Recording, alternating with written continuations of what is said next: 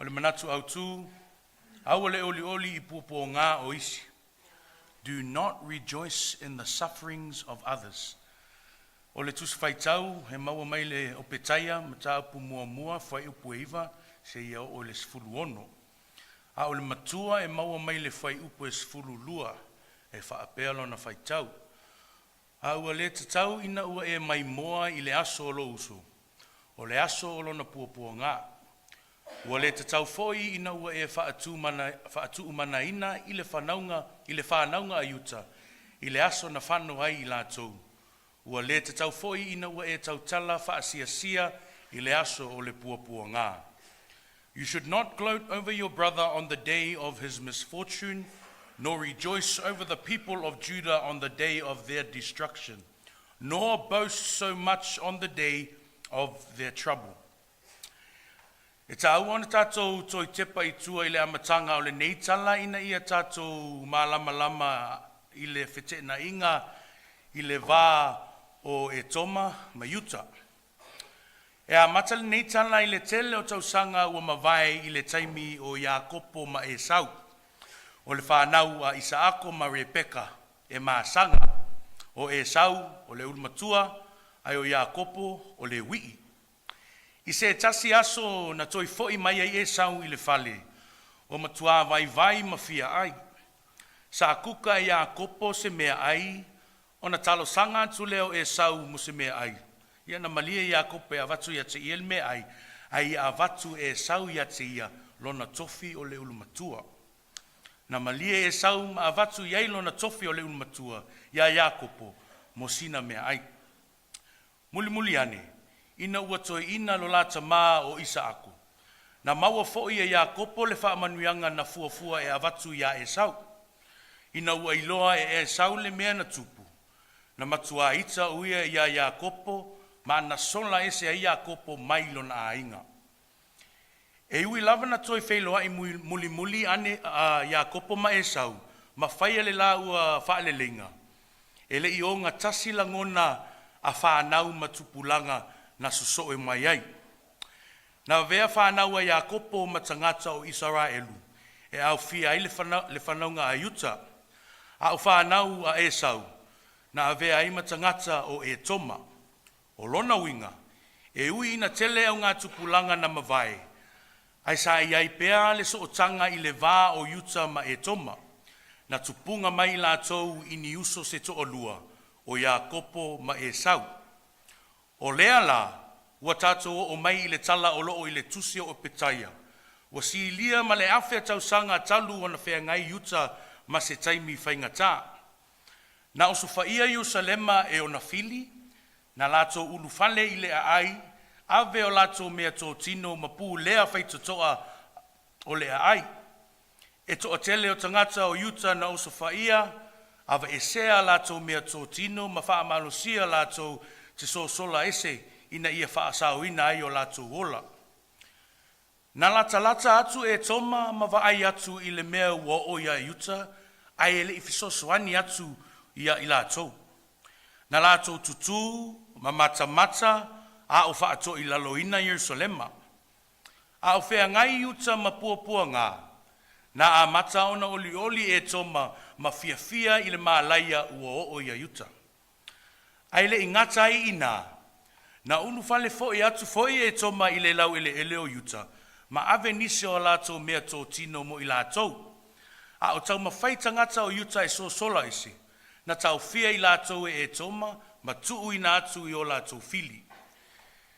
Na I lole ngā lulue whaatasi o e toma, ma Iuta e peo ni uso. Na avea e toma ma vaenga o le maalaia ma le puapuagā tia o Iuta. Na sila fia I le atua mea uma na whaia e toma. O lea, e ala I le perfeta o Opetaia. Na whetalai atu ai le atua ia e toma, e le tatau wana latou olioli I le puapuagā o Iuta. Ulu fale atu I ona whaitotoa I le taimi o lona maalaia. Ave ese ana mea tō tino. Pe tau fia fo I latou na taumafai e sosola ese.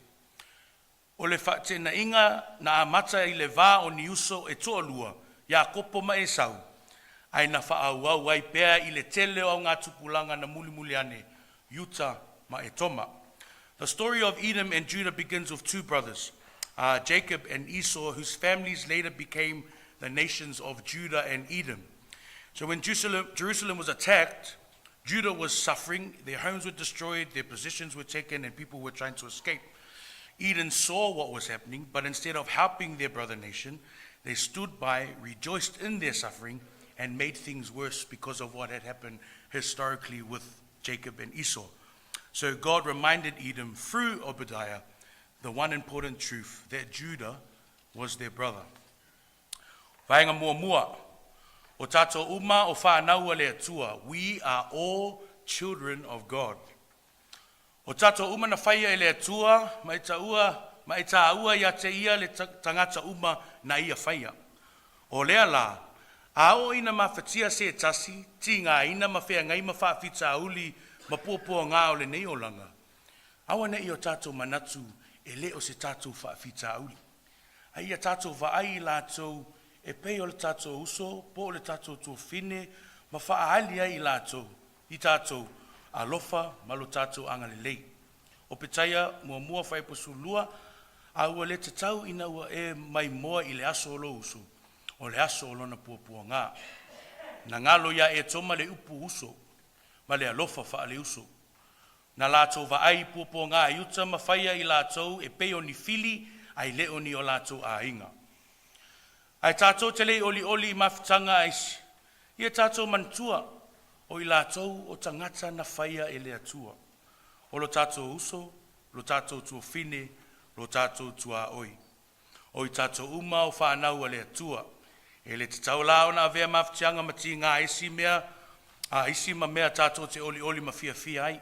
Au foi nei tātou fisili ma whapea. O le ala o mea e whai, a ia tātou fisili. E whapea whea na ufiso soani atu. Awa tātou Mantua o i tātou na whai le whaatuso le atua. E suia le awala tātou te whaai ai ma whenga iei mais. We are all created by God, and every life matters to him. Obadiah reminds us that Edom forgot one important word, brother. When we forget that others are our brothers and sisters, it becomes easier to ignore their pain or even rejoice in their downfall. But God calls us to remember something. Be compassionate, show mercy, and show love. When someone is hurting, don't ask, what does that have to do with me? But actually ask, how can I help? Because their pain should never become our celebration. We all belong to God, which means we all belong to one another. Vai ngai lua. Ia alo ese ma leo latou I masui. Turn away from retaliation and revenge. Opetaia mua whaipusu lima, e whaia ia te oi e pei ona e whaia. E toi I watu ia te oi mea na e whaia. Na avele vai o Iuta ma avanoa e whaaleanga ai e tōma ia I latou. A tonu na afua mai ai latou a mionga I le ita, le loto ti ngā po le ino, ai manino lava le whiaua le atua. E le te tau ana tātou, e le te tau ona toi tau I atu le leanga I le leanga. Ben mana o mia ona e toi tau I atu I se tangata mea na ia whaia po o mea na tutupu I aso wa mawai. E pule a le atua I le whaamasinonga. O le tau I masui e whaapea, ua e whaatanga ina au. O lea la ua ofia vai e atu, o e tinga ina fo. Ai le o le awala lea e whina ngalo ai le atua tātou te ola ai. Na vai e toma I puapuagā Iuta, ai nei lol fisosoani atu. Nā atili ai ona lātou whaatinga ina I lātou. O whaamanatu mai e le atua ia I tātou, o ia e pule I le whaamasinonga. E le tatau ana tātou olioli I le wha le tonu o se isi. I lo tātou vaivainga, po o taimi whainga tā o lo o lātou whea ngai ai. E le tatau fo I ona tātou tau I atu le leanga ua whaia ia I tātou I le leanga. Awa ne ia vea le mea se ua whaia e se isi, ma mafu anga e sui ai fo I ma lau lotu. Tu o le tau I masui I le atua, ai tātou filifili e wha maangalo, a lau wha atu, ma whaia le mea tonu. Obadiah reminds us that revenge is not ours to carry. Edom saw Judah weak, hurting, and instead of showing mercy, they just continue to add to the pain. But God says, as you have done, it will be done to you. He will deal with wrongdoing in his time. So don't let someone else's wrong change your heart. Leave revenge with God. Choose forgiveness, mercy, and love. Vaenga I tolu, ia tātou amo whaatasi se avenga mamafu. Let us carry the heavy burden together. O le ngāle lue whaatasi, o se vaenga tā aua lea o le tātou anganu. E le māsoni o na tuua se tangata, e tau ave na o ia o na whaafita auli. O le tātou tiu te tau ave, o le fisoswani ma le langolanguina o le tasi le isi. Ai mai se lava pe a whea ngai ma whainga tā. Tātou te waaia le ngā lulue whaatasi o tangata i tutonu a inga pe a whea ngai ma wha lave lave e pe o maliu, wha poiponga, asiasia i mauta ngase ngase, o tiu te wha le e ka le sia, ia mai si fo i aso tā ua. E tofu le tangata ma le sao e mawhai ona ia whaia e fisosohani atu ai. E mawhai ona fuai atu tupe ma se eleni, mea taumafa, kukaina o taumafa, ia o latou taimi, talosanga, tautua, tapo inga po le na o le mafuta atu. E atangia fo i le alofa, tautua, wha aloalo, ma le langolango sua o le tasi i le isi. Mai lava i lo tātou la iti. Wa o uina i tātou, e iai lo tātou sau i le mea e sili atu na i lo tātou lava tangata. A whai e mana o mia se tasi le fisoswani, e poto lona a inga e fisoswani ma lango atu i ate ia.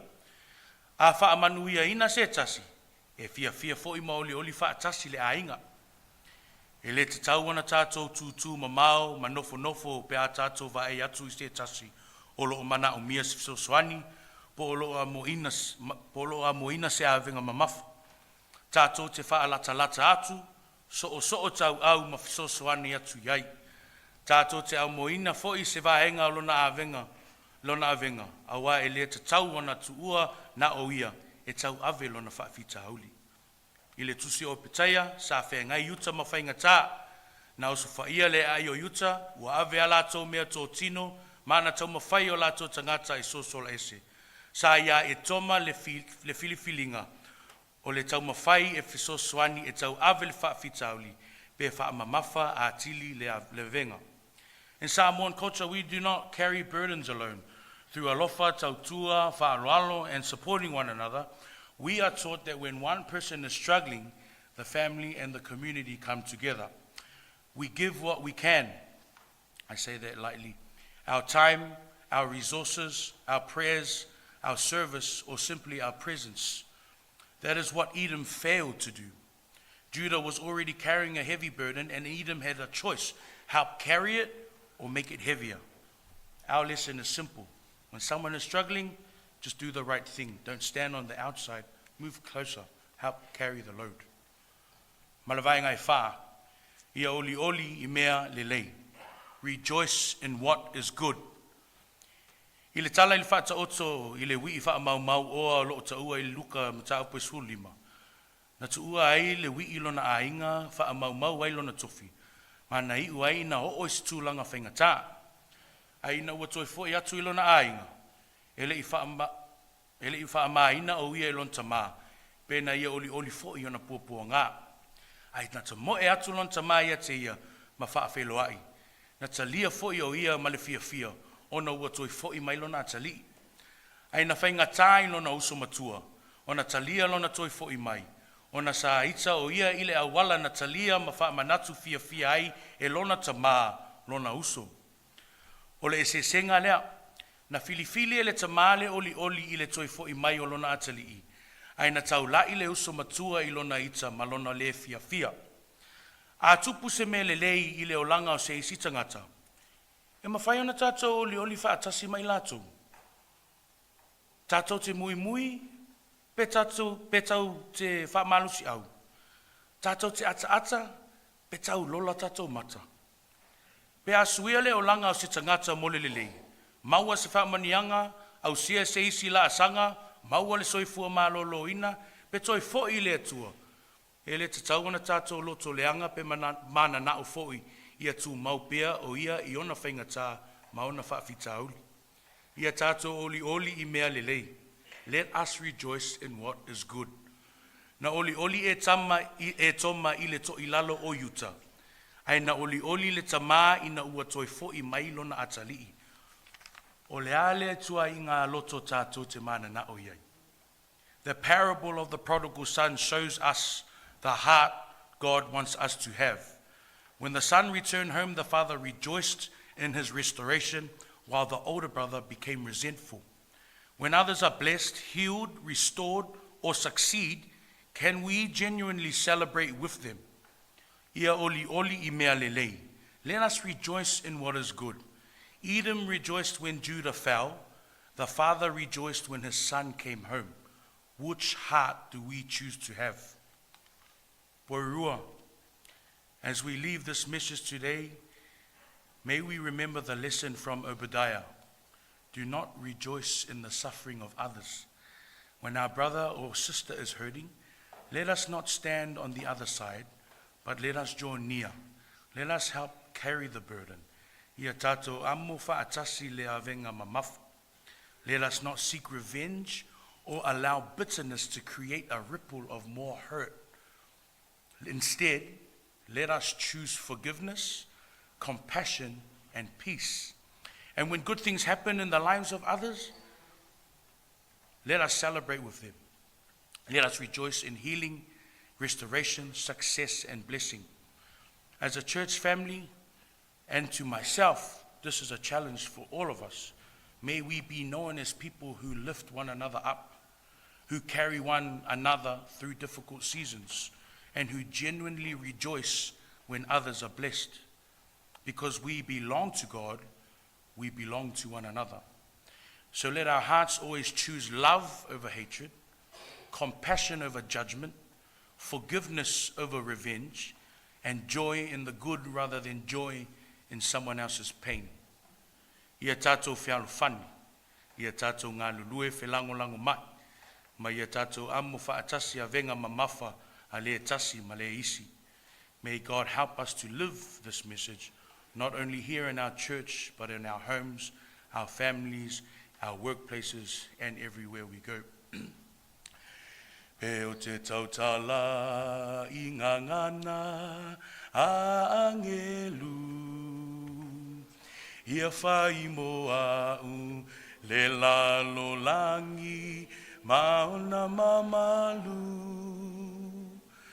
Au noa male alofa, ele toe aoga u I fofonga o lou whaaola.